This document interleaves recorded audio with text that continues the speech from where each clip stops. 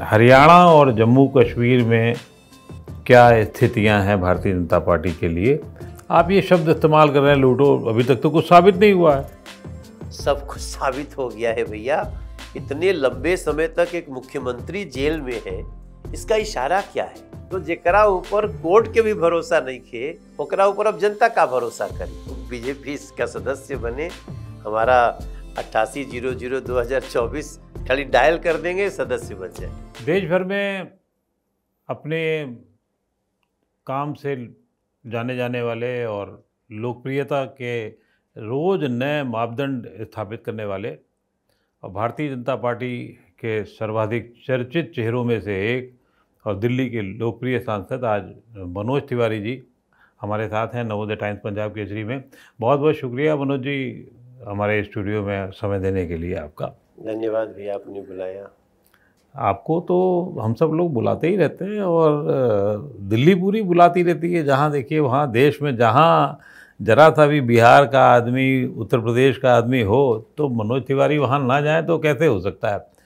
अब हरियाणा में चुनाव है, जम्मू कश्मीर में चुनाव है और आने वाले दिनों में फिर महाराष्ट्र में आपकी मांग बढ़ेगी, झारखंड में तो आपको जाना ही होगा। फिलहाल ये बताइए कि हरियाणा और जम्मू कश्मीर में क्या स्थितियां हैं भारतीय जनता पार्टी के लिए और आप किस तरह से देख रहे हैं, क्या मुश्किलें क्या हैं, उस पर भी थोड़ा सा जोर जरूर बताइएगा। देखिए, मुश्किल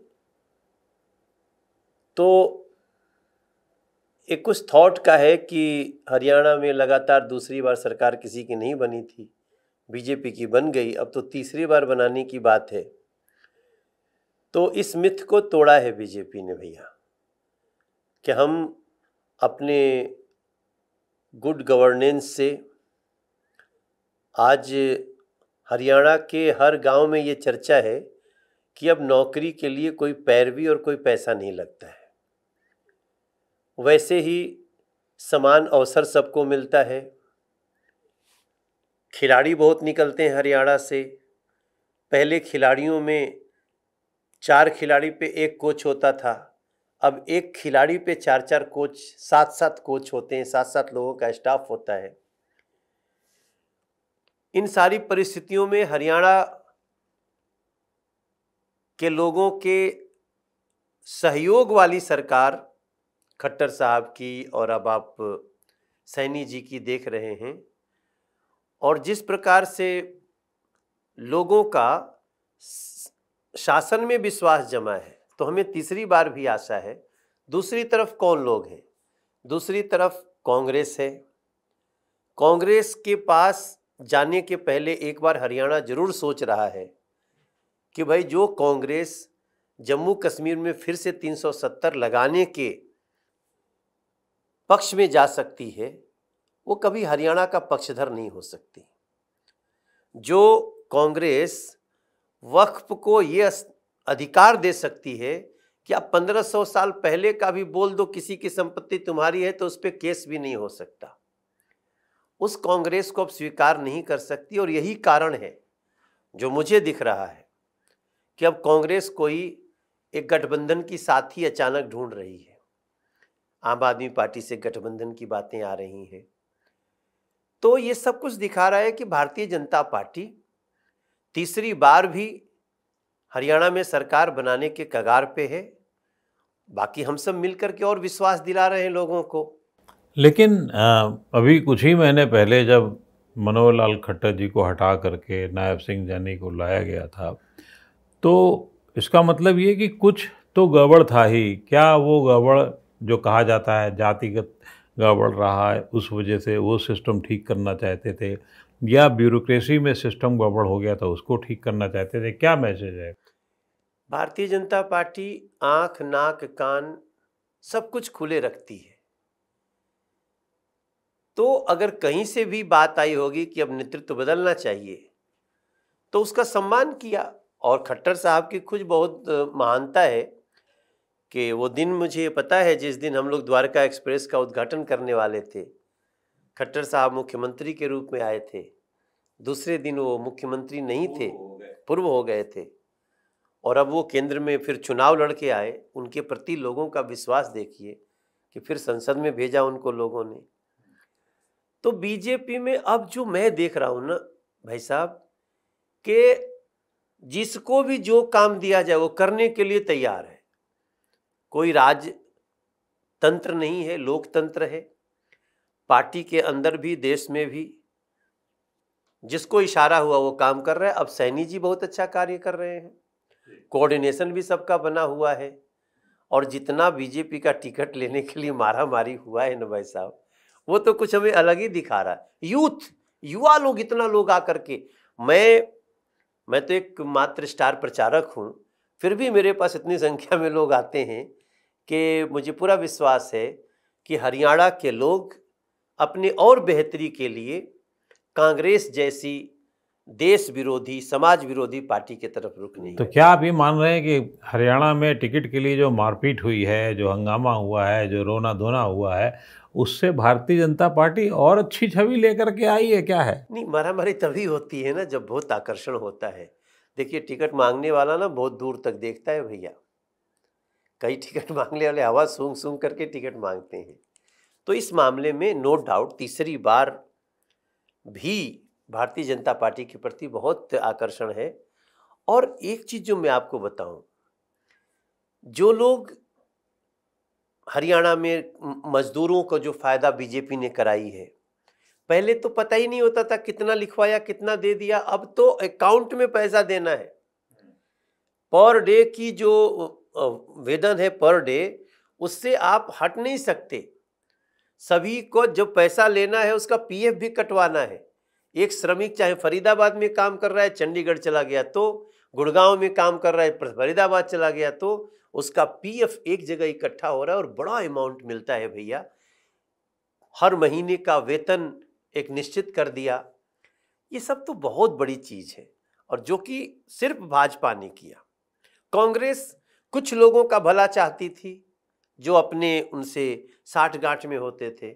भारतीय जनता पार्टी गरीबों, मजदूरों, किसानों का भला चाहने वाली और करने वाली दोनों पार्टी है सर। हम भी एक किसान है ना भैया। देखो, हरियाणा की बात आती है तो किसान की बात होती है।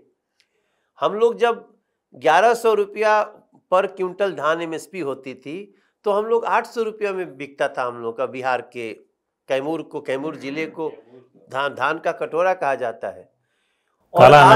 काला नमक वही जी जी जी। तो अब वो 2140 रुपया हो गया है। और 2100, हालांकि हम ये नहीं कह रहे कि आज 2140 मिल ही जाता है, लेकिन 1950 जरूर मिल जाता है। तो ये सारी बड़ी चीजें हैं जिसमें हम लोग और भी सुव्यवस्थित व्यवस्था करने में लगे हुए हैं। हरियाणा के हर क्षेत्र में, हर सेक्टर में भारतीय जनता पार्टी की सरकार ने बहुत अच्छा किया है। जिसकी तुलना करेंगे तो पहले की सरकारें एकदम जीरो नजर आएंगी। जी, लेकिन एक बात बताइए, फिर क्या वजह है कि हरियाणा में आपकी पार्टी के साथ में ये कहा जाता है जाट माइनस जाट बीजेपी देख रहे हैं, माइनस जाट में काम करने की कोशिश कर रही है, या दूसरा होता है कि कांग्रेस की कमियों की, कांग्रेस में भी टिकटों की मारामारी बहुत सारी हो रही है, 3-3 दावेदार हैं बड़े बड़े वहाँ पर, तो आपकी निगाह उस दावेदारों के बराबर हिस्से बंटने पर है ताकि कुछ आपके लिए हिस्सेदारी बढ़ सके, जाट वाला और दोनों?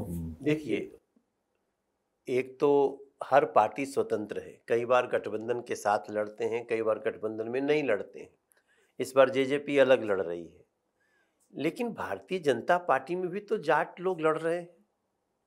हमारे यहाँ भारतीय जनता पार्टी में जाट लीडर्स की बड़ी प्रधानता है, उनकी बड़ी पूछ होती है। तो इसलिए अगर कोई ये इमेज बना करके चलना चाहता है कि जाट अलग हैं बीजेपी से, तो ऐसा सत्य नहीं है। आज हम दिल्ली में 7 की 7 सीटें जीते हैं।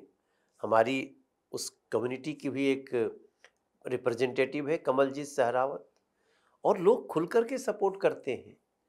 कुछ लोग हैं जो भ्रमित करने में लगे हैं, जो जाति की ही राजनीति करते हैं, लेकिन वो जाति के नहीं हैं। जाति की राजनीति करके आते हैं, लेकिन भला अपना चाहते हैं।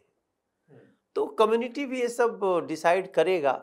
हम सब इसके लिए प्रार्थना कर रहे हैं कि देखिए, हमारा देश जिस तरफ जा रहा है भैया, इसमें किसी का मैं कार्टून देख रहा था अभी, एक हाथ का चित्र बनाया हुआ था, एक पे लिखा था जाट, एक पे गुजर, एक पे ब्राह्मण, एक पे यादव, एक पे कुछ, और दिखाता है कि राहुल गांधी को कैसा देश चाहिए, तो इस उंगलियों को काट के निकाल दो, इसको काट के निकाल दो, इसको काट के निकाल दो, इतना रहेगा, यही चाहिए राहुल गांधी और कांग्रेस को, जबकि हमारा देश ऐसा चाहता है। चलिए, आप कह रहे हैं ऐसा देश चाहता है, जम्मू कश्मीर में कैसा देश चाहेगा, ये वाला देश या फिर वही पुराना 10 साल वाला या 370 के पहले वाला राज्य? देखिए, मेरा मानना है कि जम्मू कश्मीर का चुनाव बहुत इंटरेस्टिंग है। मैं बहुत ऊंची ऊंची बात नहीं करना चाहता हूं, लेकिन आज जम्मू कश्मीर के लोगों की तरफ पूरा देश बहुत आशा से देख रहा है। हमें पूरा विश्वास है कि भारतीय जनता पार्टी जीतेगी, वहाँ पे भारतीय जनता पार्टी की सरकार बनेगी। कैसे बनेगी, ये समीकरण तो बताइए आप मुझे। जम्मू कश्मीर में जितनी सीटें हैं, फिर जम्मू में जितनी सीटें हैं, फिर कश्मीर की सीटें घाटी की अलग हैं, घाटी में आपका कितना असर है, जम्मू में कितना असर है, कांग्रेस भी वहाँ अपना कुछ करने की कोशिश कर रही है, कैसे जीतेगी? पहले तो लोग कहते थे कि वोट ही नहीं होने देंगे, खून की नदियाँ बहेंगी, मगर पीछे ही जब हमने अभी संसद का चुनाव हुआ है तो 55% वोटिंग हुई है भैया, 55 से 58% वोटिंग हुई है। सैल्यूट है ऐसे हमारे जम्मू कश्मीर के मतदाताओं को, और तमाम लोग हैं जो वोट ना दे लोग इसके लिए रोकते रहे। लोकतंत्र जिंदा है, और उस लोकतंत्र के आधार पे जब वोट देने जाएंगे लोग आज, तो वो सोचेंगे ना कि पत्थरबाज कैसे गायब हो गए, क्या पत्थरबाजों को फिर लाना है? वो आतंकी जो जगह जगह लोगों, निर्दोष लोगों का मर्डर कर देते थे, क्या उनको फिर से बुलाने वाले लोगों को चाहिए सरकार? आज उमर अब्दुल्ला की बात सुन लीजिए, खुलेआम कह रहे हैं अफजल गुरु, जिसने संसद को उड़ाने का मास्टरमाइंड था, सुप्रीम कोर्ट ने जिसको फांसी की सजा दी, उसके ऊपर वो अफजल गुरु के समर्थक बन रहे हैं। मुझे लगता है कि आज पीछे भी डीडीसी का चुनाव, याद रखिए डीडीसी का, हम भी गए थे चुनाव में प्रचार करने। ये जितनी पार्टियां हैं ना, उमर अब्दुल्ला जी की, चाहे वो महबूबा मुफ्ती जी की, सबसे बड़ी पार्टी बन के अगर निकली तो नए नए नेताओं की निकली। ठीक है, जम्मू कश्मीर किस पे भरोसा करता है ये देखा जाएगा, लेकिन नए नए लीडर्स आ रहे हैं, गांव गांव तक फंड सर्कुलेट होने शुरू हुए हैं। वरना ये बड़े बड़े नेता अपने सारे फंड्स आते थे और उनकी बंदर बांट करके आपस में खत्म कर देते थे। तो बीजेपी के तरफ इस बार का माहौल है, और मैं तो थैंक्स करना चाहता हूं अमित शाह जी को, जिन्होंने नरेंद्र मोदी की सरकार की वो खूबियां नीचे तक पहुंचाई हैं कि इस रिजल्ट हमारे पक्ष में होगा, ऐसा मेरा विश्वास। घाटी को लेकर के बहुत आशंकाएं हैं कि भारतीय जनता पार्टी को वोट पड़ेगा नहीं पड़ेगा, क्या वहाँ क्या समीकरण, लोकल समीकरण क्या कर रहे हैं आप लोग, कुछ उसकी खुलासा करेंगे? देखिए, एक चीज़ आपको बता दूं, मैं घाटी के लोगों से संपर्क में हूँ, जो वहाँ पार्षद जीते हैं, जो डीडीसी का चुनाव जीते हैं, कई लोग मिलते हैं, हमारे पास आते हैं। इस बार बीजेपी वहाँ भी जीतेगी। हालांकि बीजेपी के जीतने की शुरुआत हो चुकी है, श्रीनगर से भी हम सीट जीत चुके हैं भैया। इसलिए इस चुनाव में मेरी प्रार्थना भी और मेरा विश्वास भी है कि आप भारतीय जनता पार्टी के साथ आइए, आतंकवाद के खिलाफ ये 370 जो लोग बार बार थोपना चाहते हैं उनके खिलाफ एक मैंडेट दीजिए, बीजेपी को लाइए, और इस जम्मू कश्मीर की जो विकास धारा है उसको और स्पीड दीजिए। पूरा देश देख रहा है, दुनिया देख रही है पाकिस्तान की क्या हालत हुई है। आज पाकिस्तान में आटा दाल के पानी के लाले पड़े हैं। तो ऐसी स्थिति में हमारा बहुत विश्वास है, और विश्वास है मोदी जी और अमित शाह जी वाली बीजेपी ही कश्मीर को जन्नत बनाएगी, ऐसा मेरा विश्वास है। आते हैं दिल्ली पे। दिल्ली में आप सबसे वरिष्ठ सांसद हैं, और पूरी दिल्ली को, देश की तरीके से दिल्ली को भी बहुत अच्छी तरीके से जानते हैं। दिल्ली में आखिर क्या भारतीय जनता पार्टी के साथ हो जाता है कि चुनाव आते आते बिल्कुल मामला डगमगा जाता है, पल्स नहीं पकड़ पा रहे हैं, जहाँ पर वोट मिलना है वहाँ काम नहीं कर पा रहे हैं, कुछ तो गड़बड़ है। बल्कि आपकी सिनेमाई स्टाइल में कहें तो कुछ तो गड़बड़ है मनोज बाबू। नहीं भैया, कुछ तो होगा तभी बात नहीं बन रही है, मगर इस बार हम लोग उन सारी त्रुटियों को ठीक करने की कोशिश कर रहे हैं और ये 2025 का चुनाव भारतीय जनता पार्टी के पक्ष में आएगा। उसके लिए हम लोग धीरे धीरे सारी त्रुटियों को ठीक कर रहे हैं। आपकी त्रुटि नंबर 1 मैं बता देता हूँ, झुग्गी झोपड़ियों के वोट बैंक पे आपका कब्जा नहीं है, वो कैसे सुधार करेंगे? अब झुग्गी झोपड़ी में हम लोग एक बहुत सघन अभियान लेकर के गए हैं। हर झुग्गियों के एक कमेटी बनाई है हमने, उनकी समस्याएं पूछ रहे हैं। एक अपना कई ऐसे झुग्गी हैं जहां लोगों का जीवन स्तर बहुत ही ध्रुव हो गया, उसको हम एलजी महोदय के विशेष सहयोग हम लोग लेकर के उसमें लोगों को जहां झुग्गी वहीं मकान का कार्यक्रम शुरू कर रहे हैं। और झुग्गियों की समस्या ही ये पीछे कांग्रेस और वर्तमान में आम आदमी पार्टी की सरकार के कारण ये हुआ। हम नहीं चाहते हैं कि झुग्गी के लोग उसी झुग्गी में रहें, उनकी गलियों में जाना, हम तो घूम के आते हैं, हम वहाँ प्रवास करते हैं, हमारा खुद ही हृदय कांप जाता है। लेकिन अब हम उन झुग्गी के लोगों को विश्वास दिला रहे हैं कि आप कब तक इन झुग्गियों में अपने बच्चों के भविष्य को तय करोगे। आप एक बार भारतीय जनता पार्टी के साथ आइए और हम इन झुग्गियों को, जहां झुग्गी वहीं मकान के तहत एक ऐसा बेहतर दिल्ली देने वाले हैं जहां झुग्गी में रहने वाले लोगों को भी अपने ऊपर और अपने बच्चों के भविष्य के ऊपर गर्व होगा। दिल्ली में क्या रोल मॉडल बनाएगी भारतीय जनता पार्टी? अगर मान लीजिए आ भी जाती है तो क्या उसके किस तरीके से लोगों को, पहले तो आने के पहले आपका संकल्प होगा, आपकी तैयारी होगी, जो आप बता रहे हैं कि हम लोग बदल रहे हैं, चीज़ों को ठीक कर रहे हैं, क्या करेंगे दिल्ली वालों को? क्या आप बताना जा रहे हैं कि हम क्या करने जा रहे हैं? एक तो हमें दिल्ली के प्रत्येक घर में नल से साफ जल पीने वाला देना है, प्रत्येक घर। इसके लिए हम ये 6 महीना में नहीं कर पाएंगे, सरकार बनने के 3 साल का समय लेंगे, लेकिन हम करेंगे। हम देश के 13 करोड़ से ज़्यादा घरों में नल से जल दे चुके हैं साफ। हम दिल्ली में सबके घर को नल से जल देना चाहते हैं पीने वाला, ताकि कोई भी गर्मी हो, जाड़ा हो, बरसात हो, किसी को पानी के लिए टैंकर का इंतजार न करना पड़े। ये व्यवस्था हम करके देंगे। अदरवाइज 5 साल बाद हम वोट नहीं मांगेंगे लोगों से। दूसरा, दिल्ली के बुजुर्गों का पेंशन बंद कर दिया गया है। हम दिल्ली के बुजुर्गों का पेंशन, आपके चैनल से बोल रहे हैं तो हम आपको बताएं, दिल्ली के प्रत्येक बुजुर्ग जो 60 साल के होते हैं उनके बाद उनका पेंशन शुरू करेंगे। अरविंद केजरीवाल की सरकार ने उसको बंद कर दिया है। 10 साल से एक भी गरीब का राशन कार्ड नहीं बनाए भाई साहब। हम दिल्ली के हर गरीब को उसका राशन कार्ड का हक दिलाएंगे। पीछे कई ऐसी हमारे पास शिकायतें आ रही हैं कि जो अयोग्य हैं वो लोग तो लाभ ले रहे हैं, लेकिन जो गरीब है वो लाभ नहीं ले पा रहे हैं। हम इसका शोध करेंगे, इसको ठीक करेंगे। दिल्ली में गरीब जो बेघर हैं उनको घर नहीं देने दे रहे हैं अरविंद केजरीवाल जी, जिद पे प्रधानमंत्री आवास योजना नहीं लागू कर रहे हैं। हम दिल्ली के गरीबों को आवास दे करके उनकी खुशियां बढ़ाएंगे।